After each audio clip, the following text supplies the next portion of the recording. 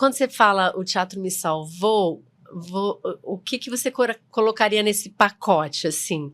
É o viver outras vidas, é viver cenas completamente impossíveis na tua vida atual? É o quê, assim?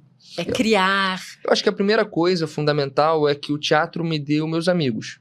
E isso é uma base, né? Uma rede, né? Uma rede de aceitação e de compreensão. E, ao mesmo tempo, eu acho que o teatro, ele permite que a gente seja vulnerável. Então, só de subir num palco para se apresentar para os 30 alunos da sua turma, você já está se expondo muito. Sim. Então, você se coloca numa espécie de igualdade que muitas vezes na escola não tem, em outros lugares não tem, no inglês que você faz. É verdade, todo mundo vai passar ali. Exatamente. Então, o teatro te faz criar uma intimidade com aqueles alunos, com aquele grupo que está com você, que já foi uma forma de eu me sentir aceito e de também conhecer a fraqueza dos outros, e isso me fazia ter uma percepção de, olha, eu talvez não seja um monstro, né? Eu não seja alguém...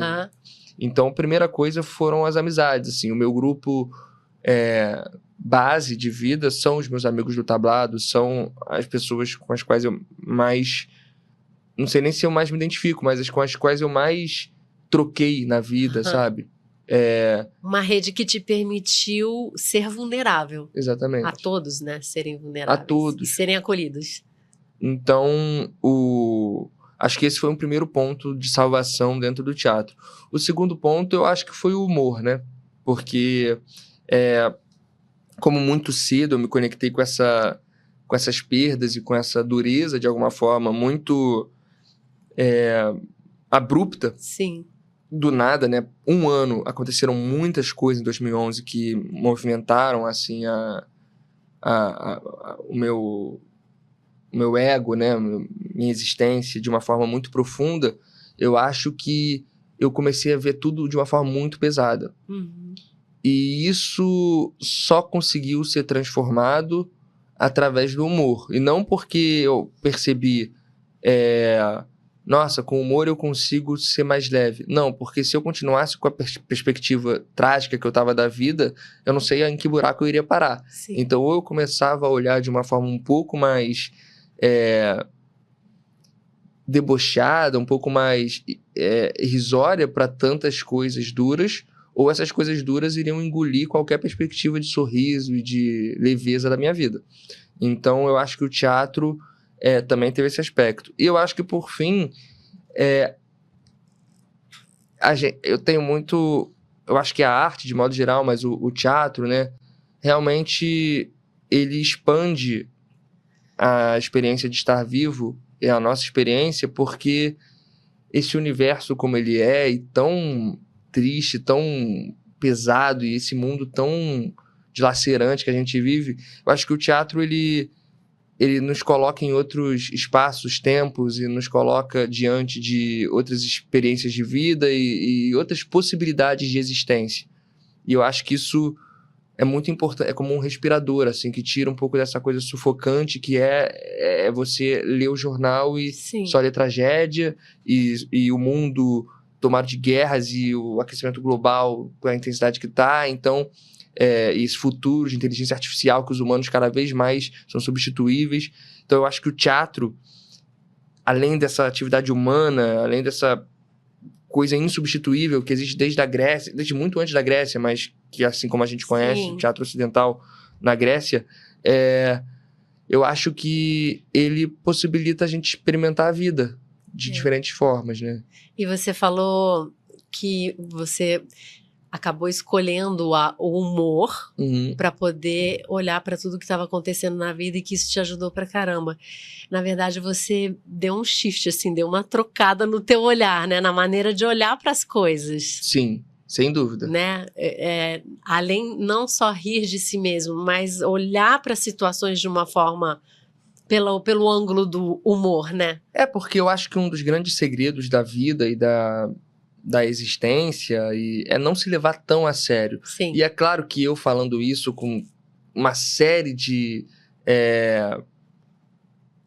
privilégios que eu tenho, eu tenho a consciência de que isso pode esbarrar de alguma forma em... não, mas olha só, tem coisas que têm que ser levadas a sério. E tem que ser levadas a sério mesmo. Questões sociais e de relevância política, óbvio. Mas eu digo que a sua percepção com você mesmo, se você se coloca muito importante, ou se você acha que o mundo vai estar sempre querendo te boicotar, ou se você tem uma percepção, uma autopercepção que te faz cobrar demais de si mesmo, eu acho que isso acaba afetando a sua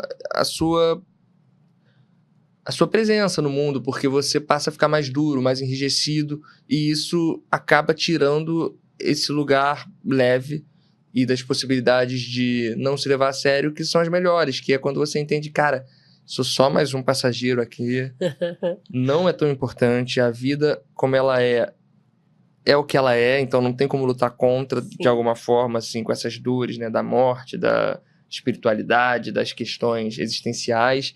Então, eu acho que, para mim, ou eu começava a dar esse shift, né, e entendia que, cara, levar a vida menos a sério vai fazer com que eu dê menos peso para os pesos já existentes, ou eu vou me tornar alguém muito carregado, sabe?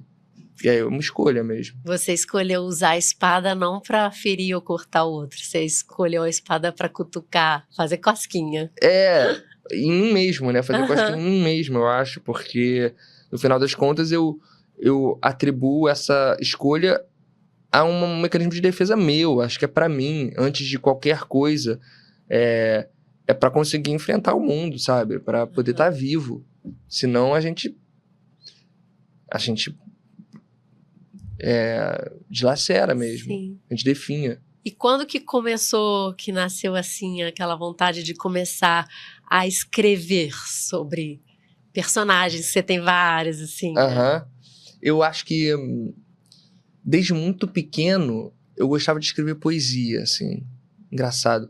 Inclusive a minha tia, que é uma pessoa totalmente alucinante e alucinada, ela achava que eu psicografava. Falava, tia, não. Agora eu fiquei curiosa. Não, mas não era verdade. Era só porque ela ficava impressionada que uma criança escrevia poesia. Sim. Mas ela achava, assim. Então, eu gostava muito de escrever, mas era sempre num registro trágico também. Eu tinha uma escrita super... Era poesias super... Nossa, como a vida foi dura. É porque eu lembro que eu escrevi um poema que era de eram as etapas da vida e no final era um idoso que se via arrependido da vida e ele falava, nossa, como a vida foi dura. Aí minha tia falava, não foi o Rafael que escreveu isso, foi um idoso. Eu falei, não, tia, fui eu. Mas... Por isso que ela achou que era uma psicografia. Ela achou. Mas eu comecei a escrever muito como uma atividade simbólica mesmo, de exercício, e depois ela começou a se tornar trabalho quando eu entendi que o humor também tinha uma matemática, né? Então, quando você passa a repetir, quando você passa a fazer exercícios de escrita e a assistir, né? Comecei a assistir muitas comédias e quando eu entendi que meu trabalho estava direcionando-se para isso, e aí eu vi que escrever é uma musculatura, né? Existe todo o aspecto sensível e toda a parte pessoal, sim, da escrita, mas existe também, na comédia, posso falar, uma matemática. E eu acho que isso liberta muito, porque aí sai dessa coisa da inspiração, né? Eu me incomodo um pouco com esse discurso de que o artista é um ser enviado com propósitos de... Já nasceu com esse dom. Eu acho isso muito cafona, assim. Eu acho que isso retira até de uma aproximação com o público de, caramba, somos trabalhadores também, sim, existe uma repetição. E retira o valor de todo o trabalho que se faz. É verdade, com certeza. Então, eu acho que eu comecei a escrever e aí essa repetição e entendimento de técnica, cursos, né? A gente estava falando de cursos de roteiro.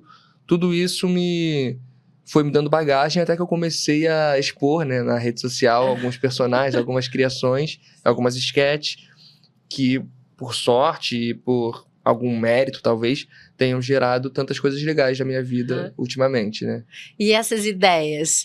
Tipo, você tem a personagem que é poeta, né?